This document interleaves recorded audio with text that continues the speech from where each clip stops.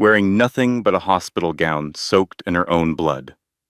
Behind her, the black Mercedes that belonged to her billionaire husband was already disappearing into the storm. He had just dumped her on the street like garbage. 12 hours earlier, Emma Collins thought she had the perfect life, a loving husband, a mansion in Connecticut, a baby on the way. Then she discovered 3 words that destroyed everything. Who is Victoria? What happened next will shock you. Her own sister sold her for $50,000. Her husband locked her in a psychiatric ward to steal her baby. And the doctor who was supposed to help her was being paid to make her disappear. Forever. But Emma did not know that somewhere across the country, a billionaire with a private jet was watching. A man whose sister had died under the exact same circumstances 8 years ago. And he had been waiting for this moment. This is the story of betrayal, survival, and revenge. But most importantly, this is the story of a woman who refused to be a victim. Stay until the end. The twist will leave you speechless. Lesson and value statement. Before we begin, I want you to know something important. This story is not just entertainment. It carries a powerful message that could save someone's life. You will learn how to recognize the warning signs of a dangerous relationship. You will discover that there are systems and people who can help, even when you feel completely alone. And you will understand that your past does not define your future. Your survival does. Now, let us begin. Story meaning Emma's journey teaches us something profound. Sometimes the people we trust the most become our greatest enemies. Sometimes the stranger who owes us nothing becomes our salvation. But the real lesson is this. You do not need to be strong alone. There are resources, there are people, there are second chances. But you have to reach for them. One phone call, one conversation, one step. That is all it takes to start over.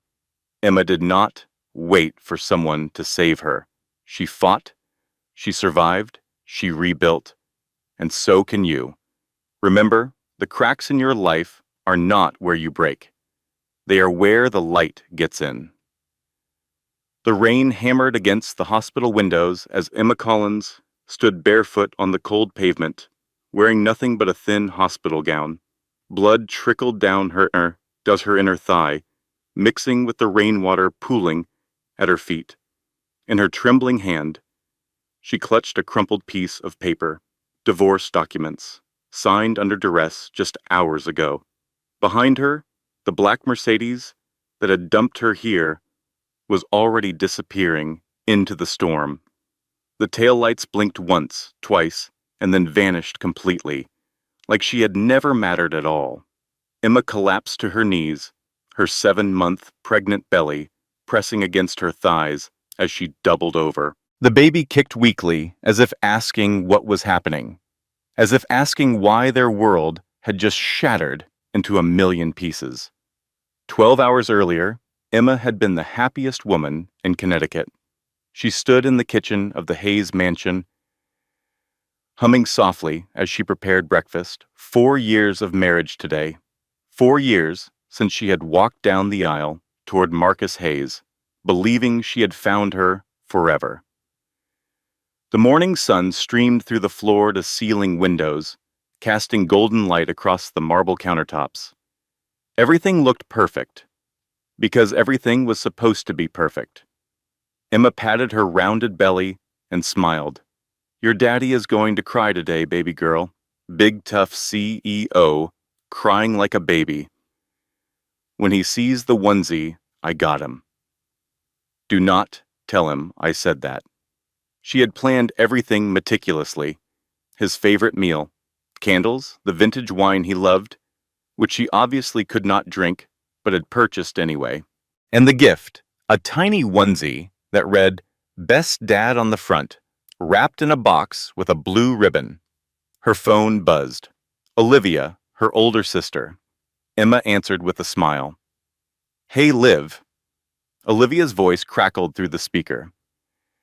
"Happy anniversary, little sis. How are you feeling? Baby behaving?" She is an angel, Emma rubbed her belly. I am setting up the surprise dinner tonight. I know Marcus has been distant lately, but Dr. Patterson said sometimes husbands feel disconnected during pregnancy. They cannot feel the baby kick. They feel useless. So I am doing what she suggested, creating moments where he can be involved. Olivia paused. Emma, are you sure everything is okay? You sound like you are trying to convince yourself. Everything is fine. Emma's voice brightened, pushing away the doubt that had been creeping into her mind for months. Tonight is about us, not just the baby. I just need to remind him why we fell in love, if you say so. But you know, I am always here if you need me. I know. Liv, I love you. Love you too. Call me tomorrow. Emma hung up and returned to her preparations. She needed printer paper for the custom menu she had designed. Marcus kept supplies in his home office, and she had a key. One of the few rooms in this enormous house that actually felt like it belonged to someone. The office was dark when she entered, the heavy curtains blocking out the morning light. Marcus's laptop sat open on the mahogany desk, the screen glowing with an unread notification. Emma did not mean to look. She truly did not. But the preview text caught her eye before she could turn away. From Victoria Shaw. Subject line: Last night was incredible. When are you telling her? Emma's heart stopped. Her fingers moved of their own accord, clicking the trackpad, opening the email. The message expanded, and with it, photographs began loading, one after another, after another. Marcus, in their bedroom, with a stunning blonde woman Emma had never seen before. The woman was draped across their bed, the sheets Emma had picked out herself, tangled around her naked body. Marcus was kissing her neck, laughing, looking happier than Emma had seen him in years. But the worst photograph was the last one. Victoria, whoever she was, wearing a diamond necklace, Emma recognized instantly. The anniversary gift Marcus had given her during their first year of marriage. The inscription was visible in the photograph, catching the light. Forever yours. Emma scrolled further, her hands shaking so violently she could barely control the mouse. The messages went back years, 3 years, before they were even married. One message from Victoria read, I cannot believe she still does not know. 4 years of playing the fool. You should give her an Oscar.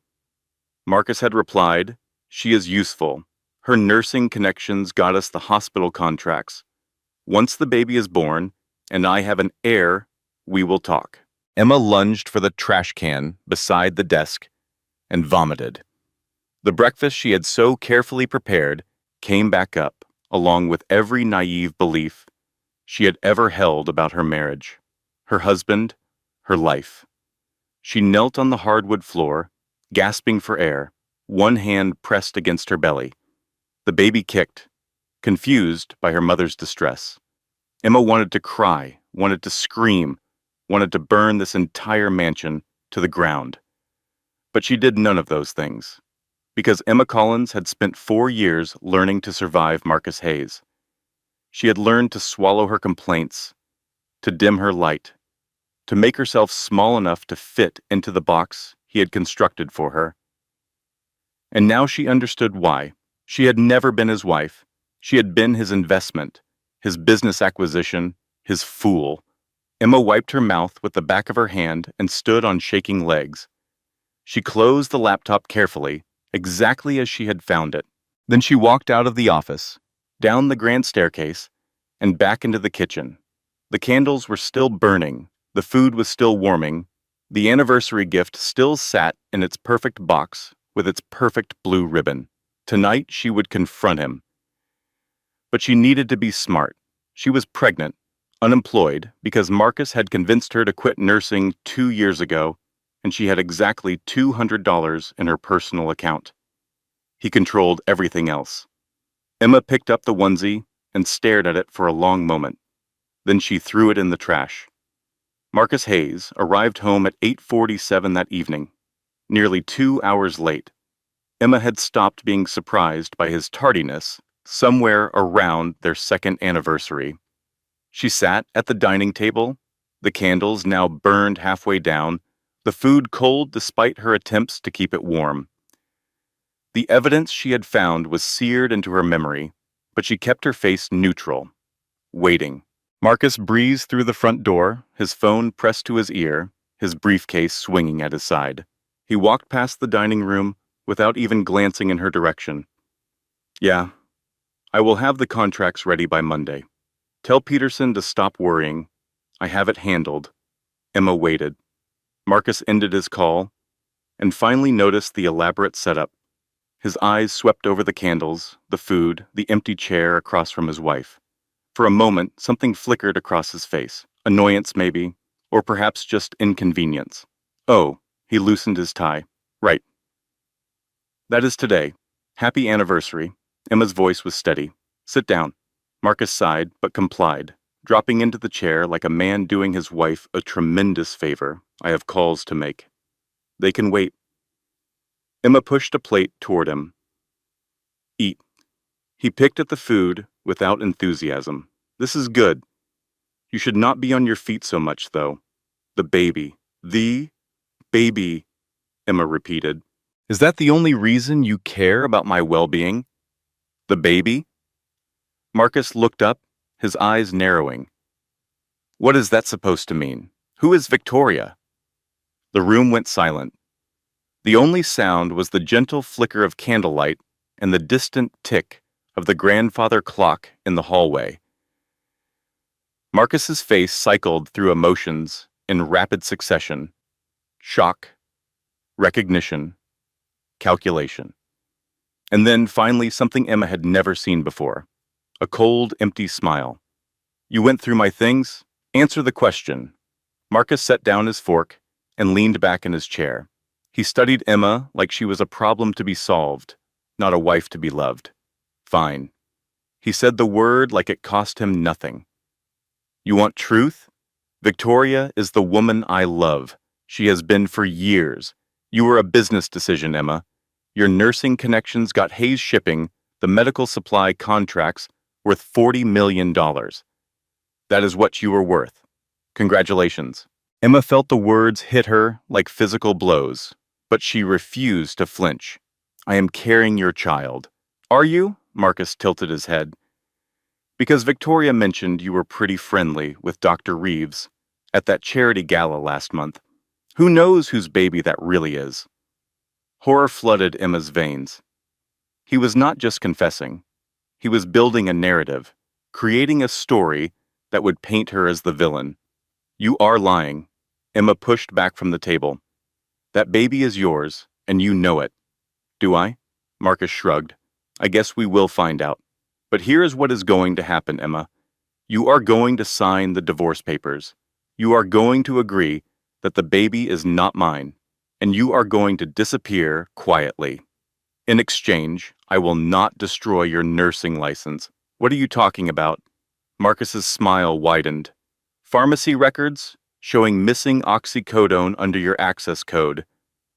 I set it up months ago, just in case. Emma stared at him. The man she had married, the man she had loved, the man she had trusted with her heart, her career, her future. He had been planning her destruction from the beginning. I am leaving. Emma stood up, her chair scraping against the floor. No. Marcus rose too, faster than she expected. You are not going anywhere until we discuss how this ends quietly. Let go of me. Emma tried to pull her arm free, but his grip tightened. You will sign the papers. You will disappear. And if you try anything stupid, I will make sure you never work as a nurse anywhere in this country. I own people, Emma. I own everyone. Emma struggled against him, her pregnant belly making her clumsy, off balance. Marcus shoved her hard, and she stumbled backward. Her hip caught the corner of the marble kitchen island. The world tilted. Emma fell, her hands reaching instinctively for her stomach as she crashed to the floor. Pain exploded through her side, and then she felt it. Wetness, blood, spreading across the white tile beneath her. Emma screamed, clutching her belly. The baby. Oh God, the baby. Marcus stood over her, straightening his tie with casual indifference. He pulled out his phone and dialed 3 numbers. I need an ambulance at 742 Bridgeport Lane. My wife fell. She is pregnant. He ended the call and crouched down beside Emma, his face close to hers. I will call you an ambulance. As a courtesy, he whispered. Use the time in the hospital to think about my offer. Then he stepped over her, walked to the garage, and drove away. Emma lay in her own blood. Staring at the ceiling of the house she had tried so hard to make a home. Her mother had told her years ago to always have a go bag, always have money your husband does not know about. Emma had thought she was paranoid. Now, bleeding on her kitchen floor, she wished she had listened. The ambulance arrived 11 minutes later. By then, Emma had stopped crying. She had stopped hoping. She had stopped believing that the man she married would ever come back for her, because she finally understood. That man had never existed. The hospital room was cold and sterile, the fluorescent lights harsh against Emma's swollen eyes. She had been awake for 6 hours, cycling between ultrasounds and blood tests and terrified prayers.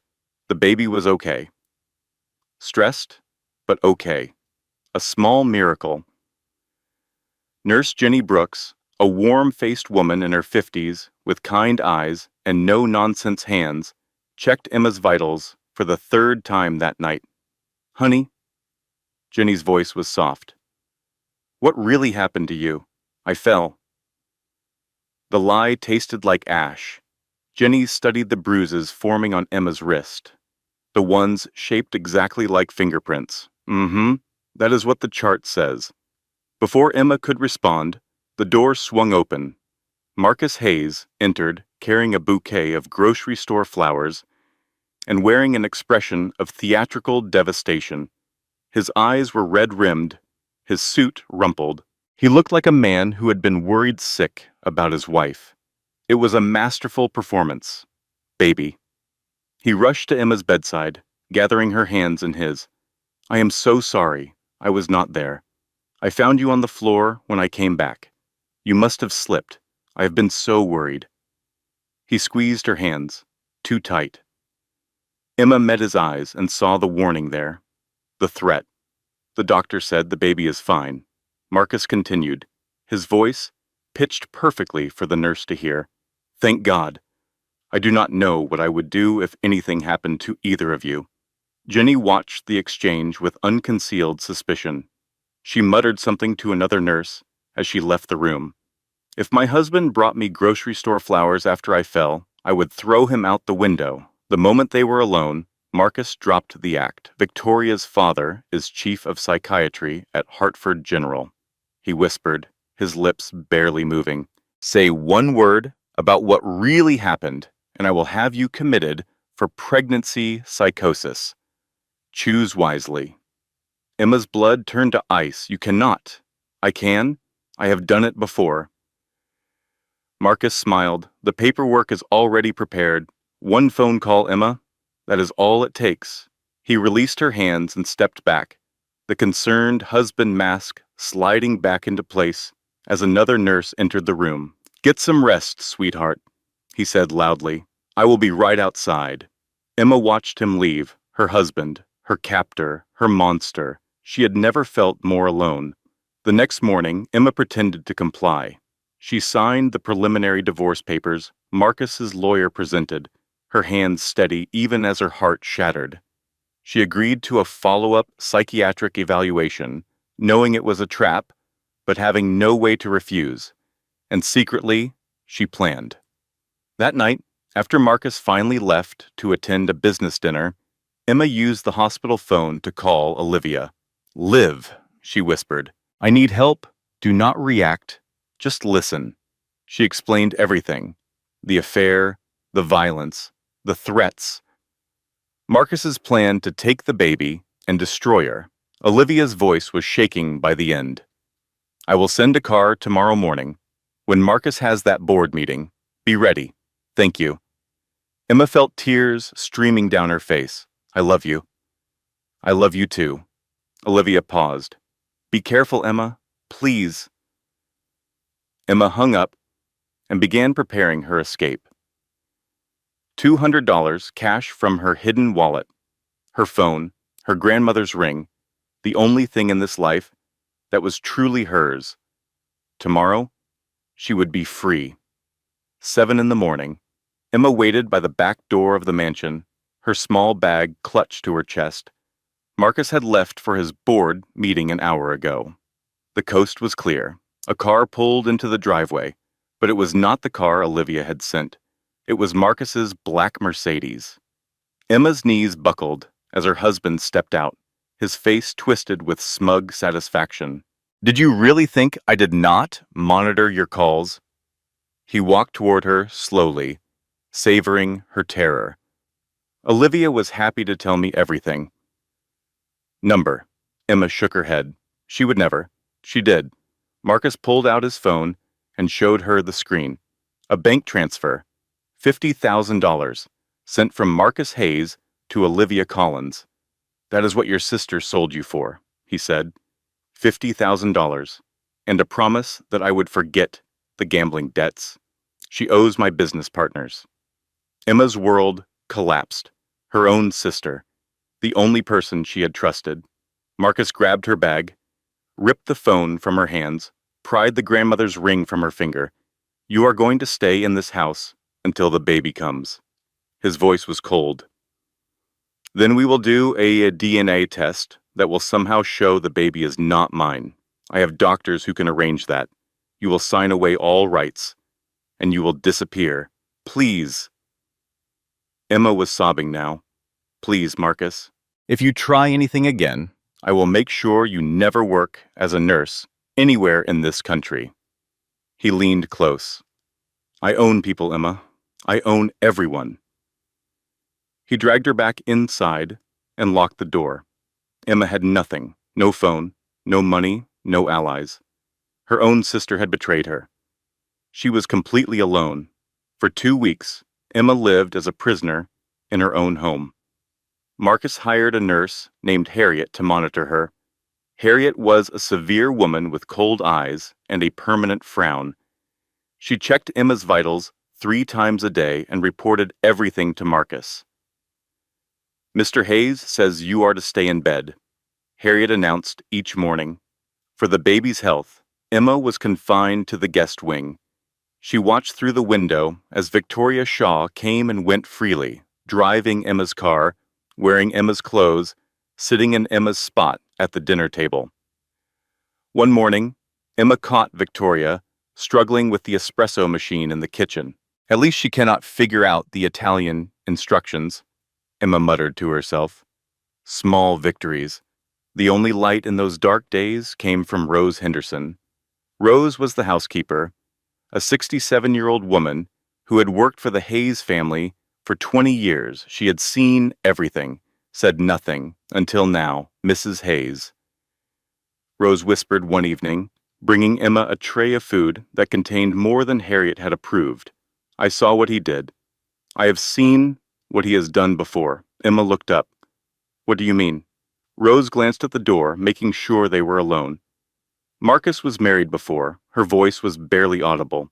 His first wife, Caroline. She died in a car accident 8 years ago. She was also pregnant. She was also trying to leave. Emma felt the color drain from her face. The police said she lost control on a mountain road. Rose continued. But I cleaned her room after. She had packed a bag. She was going to her mother's house. And then suddenly, an accident. Why did you never say anything? Rose's eyes filled with tears. I was too scared. He destroyed the maid who tried to talk. Immigration had her deported within a week. I have a grandson, Mrs. Hayes. I could not risk losing him. Emma reached out and took Rose's weathered hand. Thank you for telling me now, Rose squeezed back. Document everything. Write down dates, times, witnesses. Even if you cannot use it now, write it down. Memory fades. Paper does not. That night, Emma began writing everything she could remember on pieces of toilet paper. She hid the notes inside her mattress, building a record of every threat, every abuse, every moment of terror. It was not much, but it was something. 3 weeks into her captivity, Marcus made an announcement. Victoria's father says the baby can be induced at 36 weeks. We will do it tomorrow. Emma's blood ran cold. That is too early. The baby needs more time. The baby will be fine. Marcus did not look up from his phone. And this way, she will be smaller, more fragile.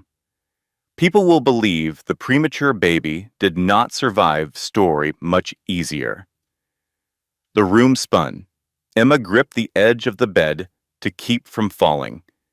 He was not just planning to take her baby. He was planning to kill it. That night, Emma made her move. She pretended to have severe cramps, doubling over in pain, screaming for Harriet. The nurse, bound by protocol and fearful of being blamed if something went wrong, called an ambulance. They took Emma to a different hospital, not Hartford General, where Victoria's father ruled, a small community hospital 20 miles away. And there in the emergency room, Emma saw a familiar face. Nurse Jenny Brooks, the same woman who had cared for her weeks ago. Jenny. Emma grabbed her arm with desperate strength. Please, please help me. My husband is trying to kill my baby. I know how that sounds. But please. Jenny looked at the fresh bruises on Emma's wrists, the terror in her eyes, the way she flinched at every sound. I believe you, Jenny said quietly. My sister died in a car accident too. Sometimes I do not believe it either. She helped Emma into a wheelchair and pushed her toward the service exit. I have $40. Jenny pressed the bills into Emma's hand. It is all I have. There is a bus station 3 blocks east. Get on the first bus anywhere. Why are you helping me? Jenny's eyes were bright with unshed tears. I was not a hero the first time I saw something wrong and did nothing. Second chances to do the right thing are rare. Take them. Emma fled into the night. 8 months pregnant. No phone, no identification, $40. And the hospital gown still clinging to her back. Day 1. Emma walked until her feet bled. The hospital was behind her, but freedom was nowhere in sight. She could not use credit cards. Marcus would track them immediately. She could not go to the police. He had connections everywhere. She could not call family. Olivia had betrayed her, and her parents were dead. She had nothing. By midnight, Emma found herself in a church doorway, huddled against the cold stone. The baby kicked weakly, as if asking why they were sleeping outside. I know, sweetheart, Emma whispered, rubbing her belly. I know. We will figure this out. A voice came from the shadows. You running from a man, honey? Emma startled, pressing herself against the wall. A woman emerged from the darkness. She was perhaps 50, with weathered skin and kind eyes. Her clothes were worn but clean. A shopping cart filled with belongings sat beside her. That obvious? Emma managed. The woman smiled sadly. Only kind of scared that makes a pregnant woman sleep outside. I am Della. Della Thompson. Emma. Della settled down beside her, sharing the thin blanket she had been using. I was an accountant once. Lost everything to vodka and bad decisions. 3 years sober now, but the streets do not care about your resume. What happened? Life. Della shrugged. Same thing that happens to everyone who ends up here. One wrong turn, then another, until you look up and do not recognize where you are anymore. They sat in silence for a moment, watching the occasional car pass by. What do you need? Della finally asked. Emma laughed bitterly. A miracle. Fresh out of those? But I know a shelter. Women only. No questions for 48 hours. Get some rest. Figure out miracles tomorrow. Della gave Emma directions. Haven House on the east side of town. Arrive before 4 in the afternoon, or the beds would be filled, and honey, Della added as Emma prepared to leave, bring nothing that looks valuable. Keep your shoes on when you sleep, and never ever tell anyone your real last name. Emma nodded. Thank you for everything. Della waved her off. Thank me by surviving. Day 2. Emma arrived at Haven House at 3:15 in the afternoon. The shelter was a converted warehouse, crowded and worn, but clean. Women of all ages filled the common area, some with children, some alone. All of them carrying invisible wounds. Miriam Lawson, the shelter director, was a tall woman with steel gray hair and a no-nonsense demeanor. She processed Emma quickly, asking minimal questions and offering maximum kindness. Bed 17. Miriam handed Emma a towel and a toiletry kit. Dinner's at 6. Counselor appointments start tomorrow. Prenatal vitamins are at the front desk. Thank you. Emma's voice cracked. I do not know how to. You do not have to. Miriam's expression softened. That is what we are here for. Just rest. Everything else can wait. That night, Emma ate her first real meal in weeks. She showered with hot water. She slept in a bed with clean sheets. And for the first time in months, she did not dream of Marcus. Day 3. The counselor, a gentle woman named Patricia, helped Emma start paperwork for emergency Medicaid, a restraining order application, and legal aid. There were systems in place, people who helped. A path forward. Hope, fragile and unfamiliar, began to bloom in Emma's chest. It lasted exactly 18 hours, 6 in the morning. Emma woke to shouting. She stumbled out of bed and into the common area, where a crowd had gathered near the entrance.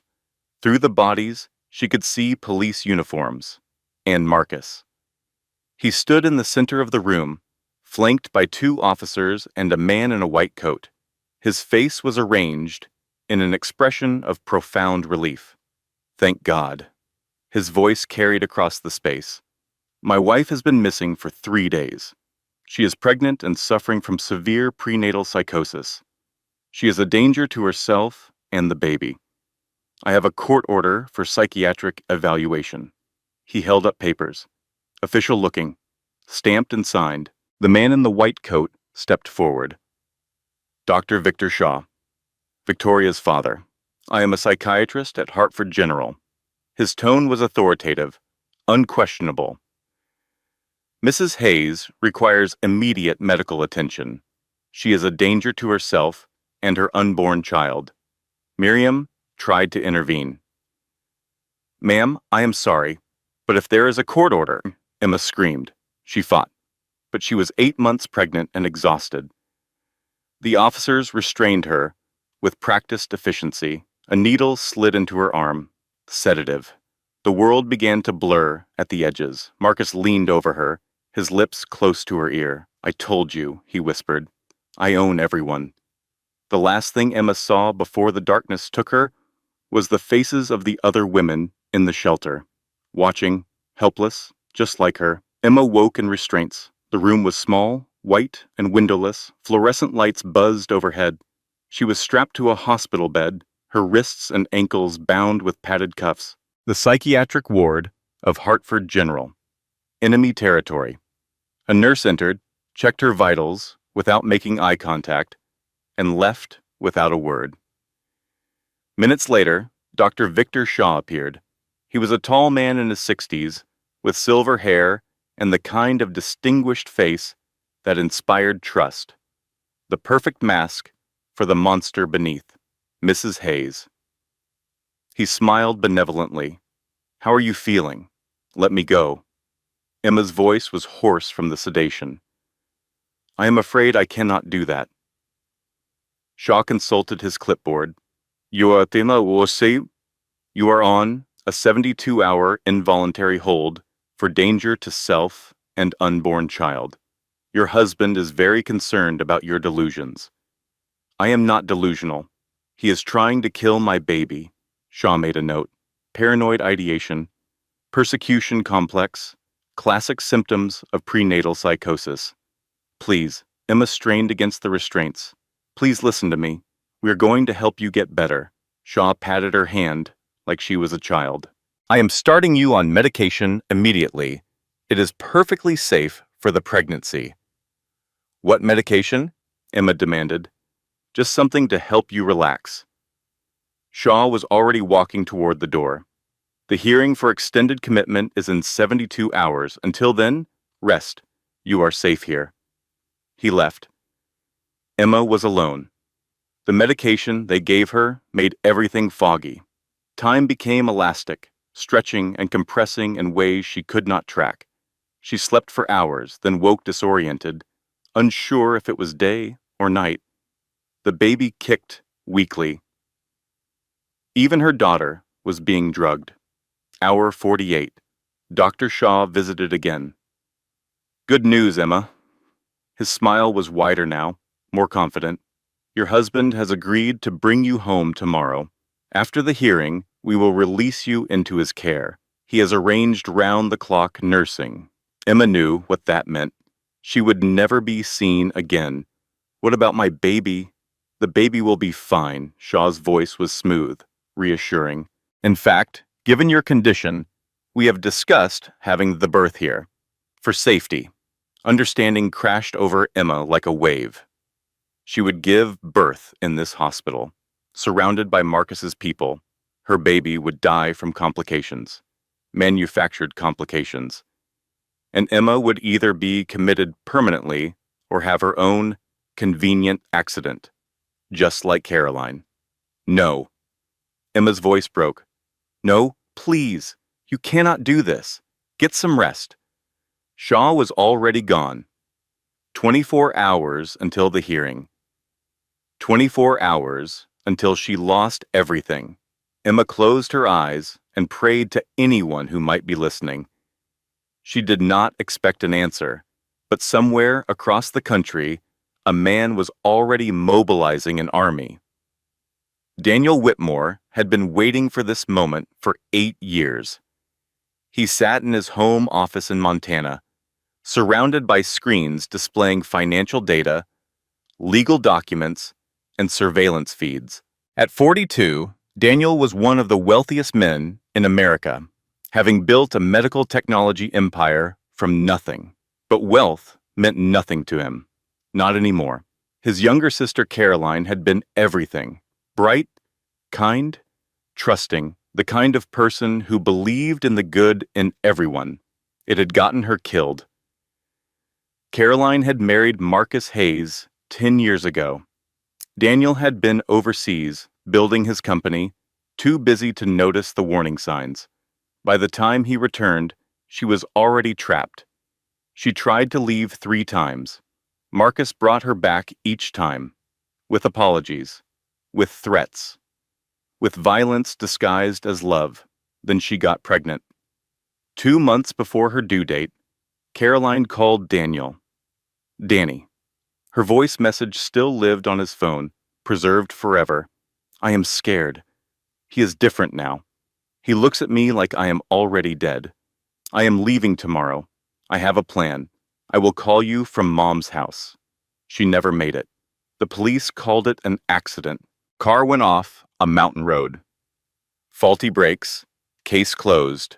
Daniel knew better. He had spent 8 years investigating, building evidence, waiting for the right moment to destroy the man who murdered his sister. And now that moment had arrived. Boss. Frank Barrett, Daniel's chief investigator, entered the office. Former FBI agent, 20 years of experience, and absolutely no tolerance for men like Marcus Hayes. We have a situation. Daniel looked up. What kind? Frank placed a tablet on the desk, showing surveillance footage from a women's shelter in Connecticut. Marcus just had a woman committed. Hartford General, psych ward, same hospital, same doctor who signed off on Caroline's mental breakdown treatment a month before she died. Daniel went very still. Who is she? Emma Collins, current wife, 8 months pregnant. She has been trying to escape for weeks. He caught her this morning.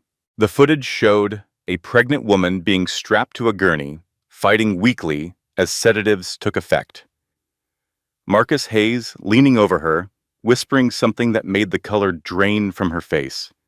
Daniel watched his brother-in-law's face, the same smug satisfaction, the same cold pleasure. He is doing it again. Looks like it, Frank confirmed. Daniel stood. Get the jet ready, already fueled and waiting.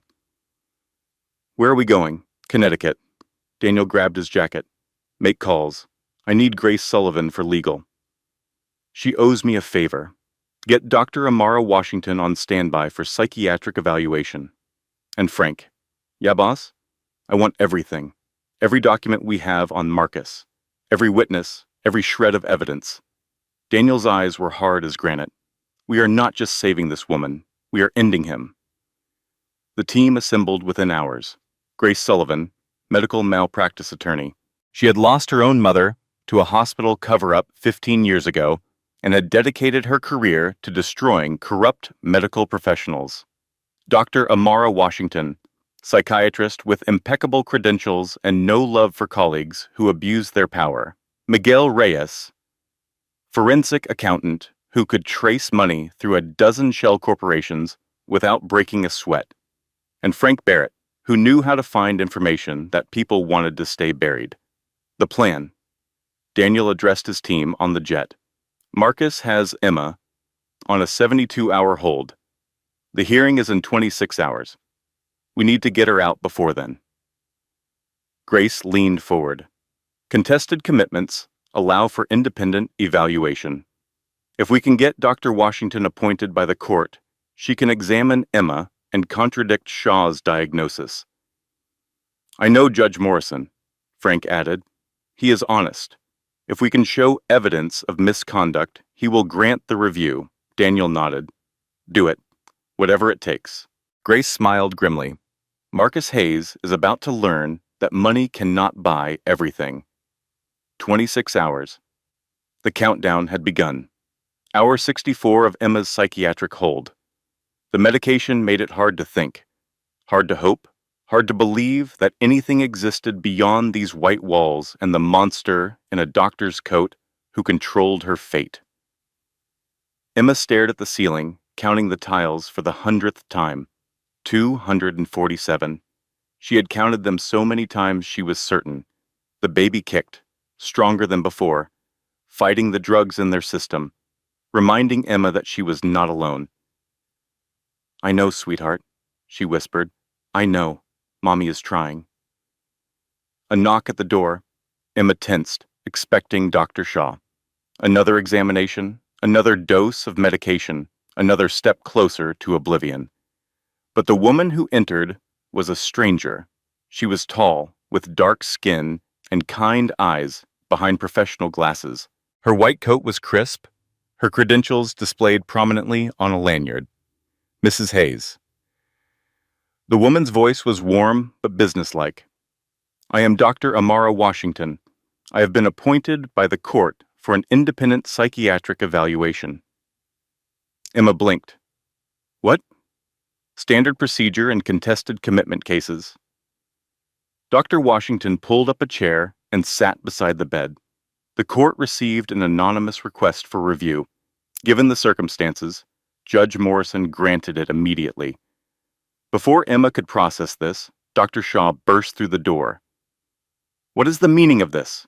His face was red with fury. There is no contest. Her husband. Her husband does not have standing, Dr. Washington interrupted calmly. Only the patient or a neutral party can contest. And I am here as the court-appointed neutral party. This is outrageous, Shaw sputtered. I will call. Call whoever you like. Dr. Washington did not flinch. But I have a court order, and I am going to complete my evaluation. You can either cooperate or explain to Judge Morrison why you obstructed a legal proceeding. Shaw glared at her for a long moment. Then he stormed out, already dialing his phone. Dr. Washington turned back to Emma now. Let us talk. Tell me everything, Emma did. The affair, the violence, the threats, the plan to kill her baby, Caroline's death, Rose's testimony. Every detail she could remember through the fog of medication. Dr. Washington listened without interruption, taking careful notes. When Emma finished, the psychiatrist examined her methodically, checked her reflexes, tested her cognition, documented the overmedication. In my professional opinion, Dr. Washington said finally, you do not meet criteria for involuntary commitment. You are coherent, aware, and show no signs of psychosis. I am recommending immediate release. Tears streamed down Emma's face. You believe me? I believe the evidence. Dr. Washington began removing Emma's restraints. And I believe that Dr. Shaw should lose his license for what he has done here. The next 2 hours were chaos. Dr. Washington processed Emma's release over Shaw's furious objections. Hospital security attempted to intervene, but the court order was ironclad. Emma was transferred to a wheelchair, then to an elevator, then to the hospital roof, where a helicopter was waiting. What? Emma stared at the aircraft in disbelief. What is happening? A man stepped out of the shadows. He was in his early 40s, with silver threading through his dark hair and eyes that held 8 years of grief and rage. Emma Collins. He extended his hand. I am Daniel Whitmore, someone who should have stopped Marcus Hayes 8 years ago. The helicopter door opened. Medical staff helped Emma inside. Wait. She grabbed Daniel's arm. Why are you doing this? Who are you? Daniel's jaw tightened. My sister Caroline was Marcus's first wife. She died trying to escape him. He looked at Emma with something like determination. I am not going to let that happen again. The helicopter lifted off. Below them, Marcus Hayes emerged onto the roof, screaming threats that were swallowed by the rotor wash. His face was twisted with rage, his carefully constructed world crumbling around him. Emma watched him shrink to a speck. Then she closed her eyes and breathed. For the first time in months, she was free. The safe house was a modest apartment in Boston, far from the penthouses and mansions Daniel Whitmore could easily afford. That was intentional. Marcus would be looking for obvious targets. Emma sat on a worn couch, wrapped in a blanket, a cup of tea warming her hands. Across from her, Daniel pulled out a thick folder of documents. You deserve to know the truth, he said, about Marcus, about Caroline, about everything. Over the next hour, Daniel laid out the evidence he had spent 8 years collecting. Mechanic records showing Caroline's car brakes had been serviced 2 weeks before the crash. No wear issues. Phone records showing Caroline called a domestic violence hotline the day before she died. Financial documents revealing Marcus took out a $5 million life insurance policy 6 months before their wedding. Medical records from a hospital visit where Caroline had fallen downstairs. Classic abuse pattern. Testimony from Rose Henderson, the housekeeper, finally willing to talk. Evidence of falsified psychiatric evaluations signed by Dr. Victor Shaw. Emma stared at the papers spread across the coffee table. He murdered her. I believe so. Daniel's voice was heavy, but I could not prove it. The evidence was circumstantial. Marcus had an alibi. The car was old, and I was the grief-stricken brother, making wild accusations. So what changed? Daniel met her eyes. You. When Frank told me Marcus had done it again, that he was using the same playbook, the same hospital, the same doctor, he paused. I could not save Caroline, but I could save you. And maybe, finally, I could get justice for both of you. Emma was quiet for a long moment. Then she said something that surprised them both. The truth does not have an expiration date. Evidence can wait. You have been building this case for 8 years, Daniel, one document at a time. When we are ready, we will have something undeniable. Daniel smiled for the first time since they had met. You sound like my sister. Maybe that is not a coincidence. 2 weeks later, Emma went into labor.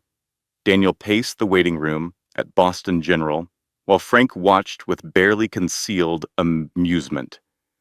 You have faced hostile corporate takeovers worth billions, Frank observed.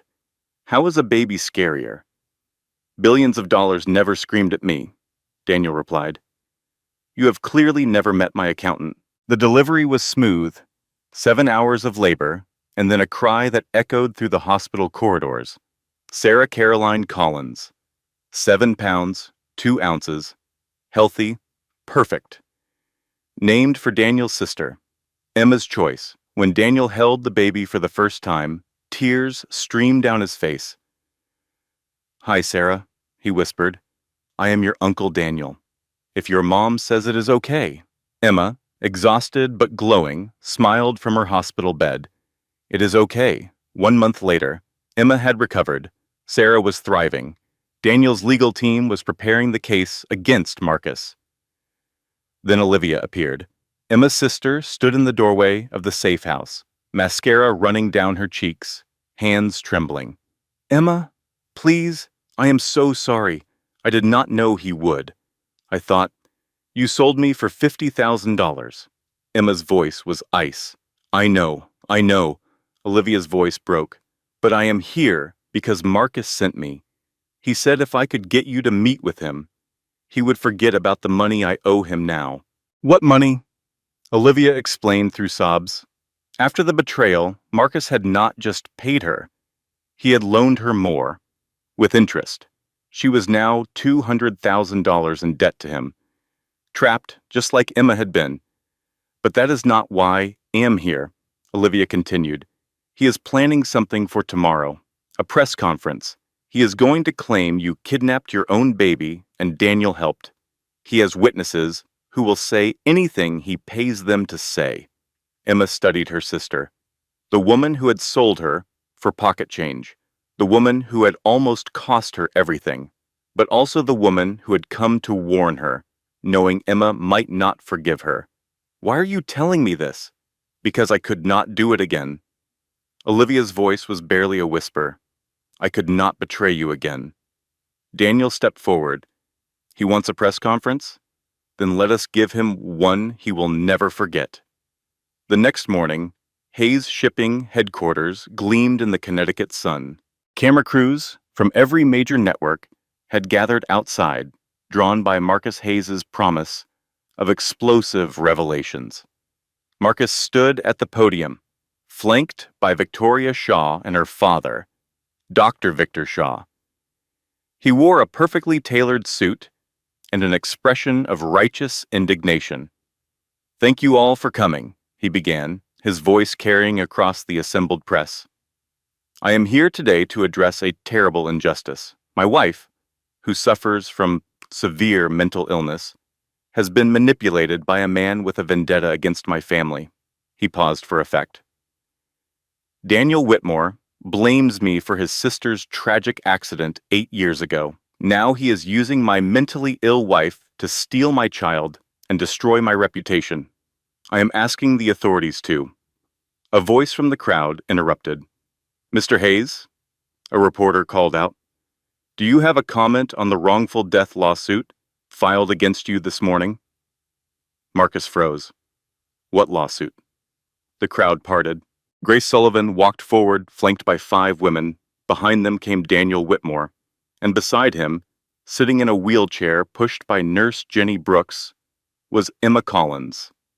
Holding baby Sarah, the cameras swiveled. As of 9 this morning, Grace's voice was clear and confident. Marcus Hayes has been served with a 47-count lawsuit, including wrongful death, fraud, assault, and false imprisonment. She gestured to the women beside her. My clients include Emma Collins, who was pushed downstairs while 7 months pregnant, Rachel Bennett, who was falsely committed to a psychiatric facility for 6 months, and Caroline Whitmore, deceased, whose death we believe was murder. The press erupted. Marcus stood frozen at his podium, watching his carefully constructed narrative crumble. Victoria tried to slip away, but a reporter caught her. Miss Shaw, the reporter shouted. Is it true your father falsified psychiatric evaluations for Mr. Hayes in exchange for payments totaling $2.3 million? Victoria ran. Dr. Shaw tried to follow, but found himself surrounded by cameras, all demanding answers. In the chaos, Daniel stepped up to a microphone. 8 years ago, my sister Caroline died trying to escape Marcus Hayes. His voice was steady, grief hardened into steel. The police called it an accident. I called it murder. Today I am presenting evidence to the Connecticut Attorney General and requesting that her case be reopened. He held up a folder, brake service records, phone logs, insurance documents, witness testimony, the truth Marcus Hayes tried to bury with my sister. The next hour was a demolition. Video surfaced of Marcus shoving Emma the night of their anniversary. Security footage obtained by Frank Barrett from a disgruntled Hayes Mansion employee. It played on every network. Rose Henderson gave a tearful interview about what she had witnessed over 20 years. The abuse, the threats, the suspicious death of the first Mrs. Hayes. Dr. Victor Shaw was arrested leaving his home. The medical board announced an emergency review of his license. Victoria's fashion company accounts were frozen pending investigation of money laundering. Hayes shipping stock crashed 60% in 2 hours, and Marcus Hayes, the man who owned everyone, stood alone at his podium. His allies had fled. His empire was burning. His carefully constructed mask had finally shattered. "Mr. Hayes," a reporter called, "will you be turning yourself in?" Marcus's face contorted with rage. "This is a conspiracy. Whitmore paid all of you. I will." Security dragged him inside as he raved.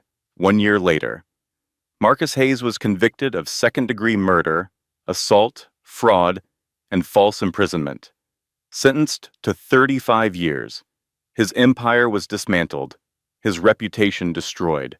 The man who had owned everyone now wore orange and shared a cell with someone who did not like men who hurt women. Dr. Victor Shaw lost his license and received 8 years in prison for fraud. Victoria was extradited from Monaco, where international warrants had finally caught up with her. Olivia completed 500 hours of community service at a domestic violence shelter. Emma required it. Forgiveness would come slowly, if at all. But they were rebuilding, one conversation at a time. Rose Henderson received $2 million from the lawsuit settlement. She retired to a small house in Florida. She FaceTimed Sarah every week.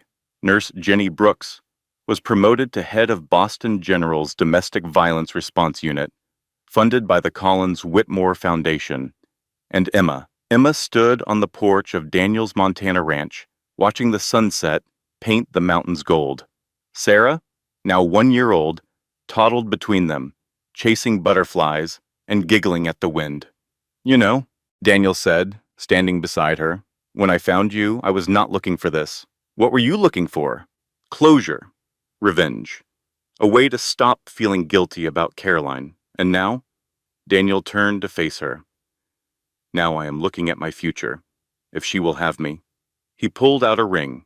Simple, elegant, not a diamond. Emma had told him months ago she never wanted another diamond.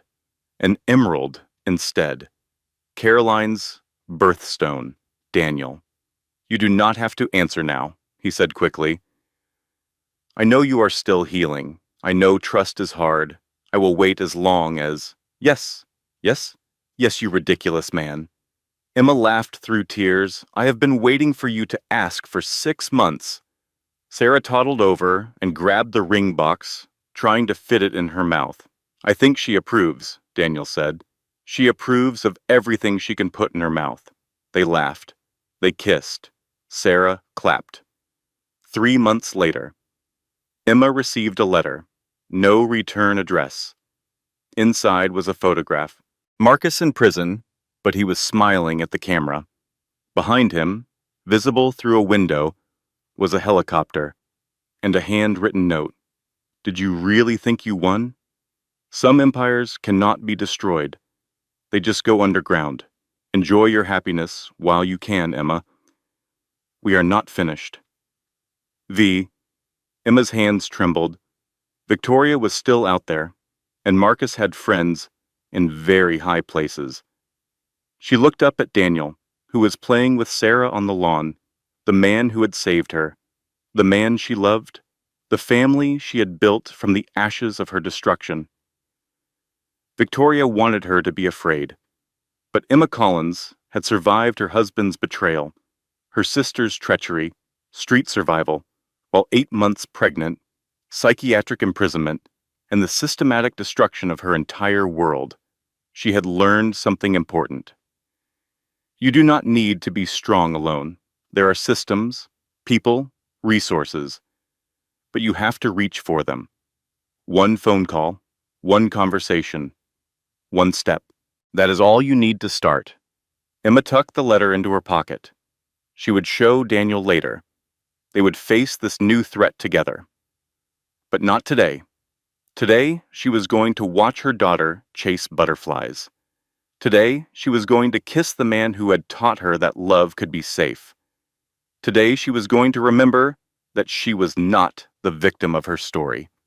She was the survivor, and no one, not Marcus Hayes, not Victoria Shaw, not anyone, would ever take that from her again. If this story touched your heart, do me a small favor. Hit that like button. It tells us you want more stories like this. Drop a comment below. Share your thoughts. Tell us which moment hit you the hardest. And if you have not subscribed yet, join our family. We release new stories every week that will make you laugh, cry, and believe in second chances. Share this video with someone who needs to hear it today. You never know whose life you might change.